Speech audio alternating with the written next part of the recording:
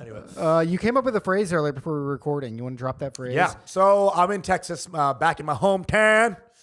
And I like ruffling some feathers in Texas because I know them too because I grew up around these Texans. So I have a lot more, even more confidence when I'm shitting on like the whites. 'Cause I really know these ones. My whole life is with these people. And these are the people who are not really racist, but they're definitely not used to brown space being taken up, you know. And they kind of, they got their hands crossed. They're like, okay, tread lightly, boy. Yeah. Tread lightly. And so I kind of shit on all these white guys all the time in Texas, and I call myself an uppity brown. So I'd be like, sorry, I'm such an uppity brown, bro. That's how I be. And I love this phrase because I kept using it all day. What's great about it is that it gets right into their head, too, and they're like, he is. And now he got me. I use their phrase to repurpose my own confidence, which is the same way black people use the N-word. It's the same thing. I'm uppity. Yeah. Uppity. The U word. I'm using them. And I kept saying this in a way that I was like, you know what? That's really who I am in these parts. Like, I'm just kind of being a little farcical and intense and in your face, and I'm calling out their racism and their kind of bullshit. And you're toying with them. I'm toying. I'm with a little cat toy. Yeah. I'm toying with them. Yeah, you're flexing your inherent superiority to them. They don't like at least through wit. Yeah. You know what I'm saying? And look at me, a man who can work around you, uppity brown, and be proud of it. So that's a new phrase. I might even name my first album that. I'm like, uppity brown. Uppity brown. I kind of like it. Before, I tried to float some to Pranav, and he's like, you're the worst. It was, I tried to use brown and reckless, and he's like, dude, you just, No. Uppity brown's good. Well, you're a copywriter, so like, I defer to you because you know good copy. Uppity brown. Uppity brown also sounds like the name of a black man, actually, right? And then I hired Uppity Brown. It's like a Southern name in general. Here comes Uppity Brown, the sheriff. You know, we call him Uppity because he's 7 feet tall. My album name is going to be called Imposter Syndrome. Oh, that's nice. pretty good. Pretty good. That's pretty There's good. a big bowl of spaghetti on the cover. Pretty good. Yeah. What's your favorite food? The album. Imposter Syndrome. I love it. You have any album titles ready to go? Not really. No. Gala Namak. Was that? No. Here's one very specific one. Black Salt. Black Salt. Yeah. It's gonna be some Hindu. No, it's just it's like a condiment. Oh, the Gala Namak. like the ingredient. Yeah. Oh, okay. Yeah, I like that. It's not bad. Maybe. I was thinking like grumpy Hindu. Fuck off. Fuck off. I immediately respond very grumpily. Fuck off. Cantankerrishi. Cantankerishi's pretty good. Cantankericious. Then it becomes kind of Asian Now it's coded. Asian. Yeah. Release in China only. China only release. Cantankericious. Dun, dun, dun, dun, dun. I like it, dude. Yeah. I like it. It's interesting, man. Pajeeting off. But That's the other one. Pranav Behari's. Bahari's. You know what I'm saying? Bahari's, yeah. I like it. Behari's. Maybe. From Banares. You know? Uppity Brown is good, though. And Well, Uppity Brown it's really, a concept. It's a concept. It is, and it describes, and this is actually a good segue to our stories today.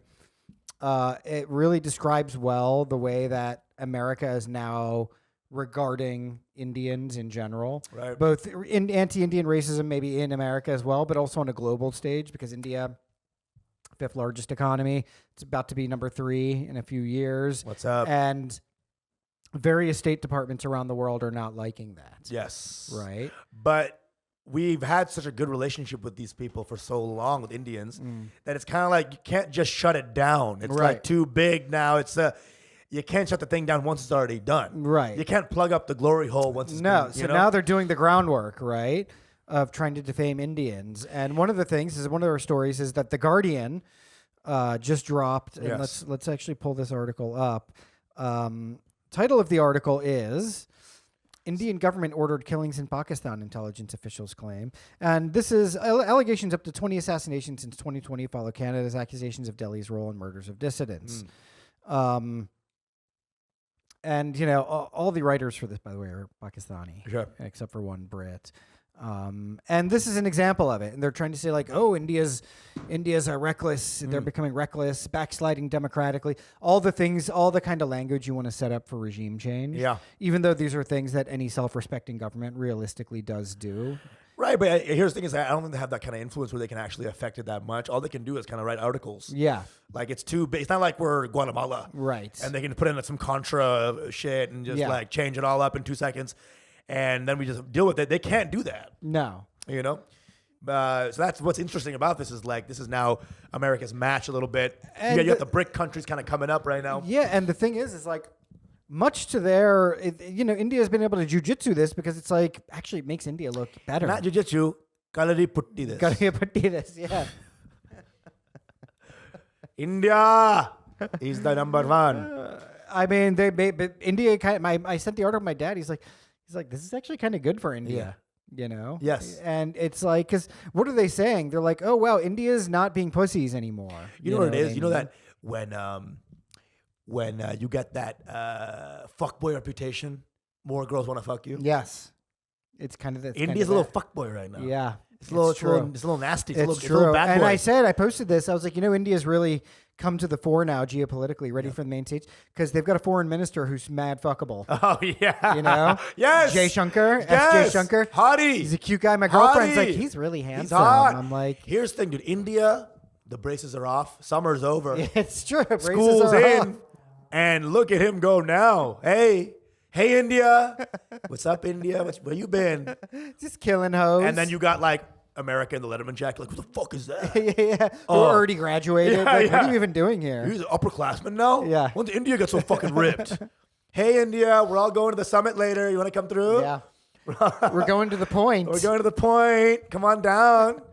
For a kegger. He's got the Letterman that says G4 on it, like G7. What up? Hey. G7. G7. The G7. What's up, dude? Even China's getting cool now. You know what I'm saying? Even China's getting a little cute. Well, China has been, out there for a while. But this article, it laid out stuff, which is, partially probably not. A lot of it's probably not true because there's no confirmed sources to it, right? It's all anonymous. There's only confirmed kills. Yeah, and it's all like Pakistani intelligence says, but they always blame everything Which on is, of course, oxymoron. Yeah, You know what I'm talking about? well, hey. JK! But it's been a mix of quote, Indian intelligence sources, Pakistani, JK, Jammu and Kashmir. Oh, what?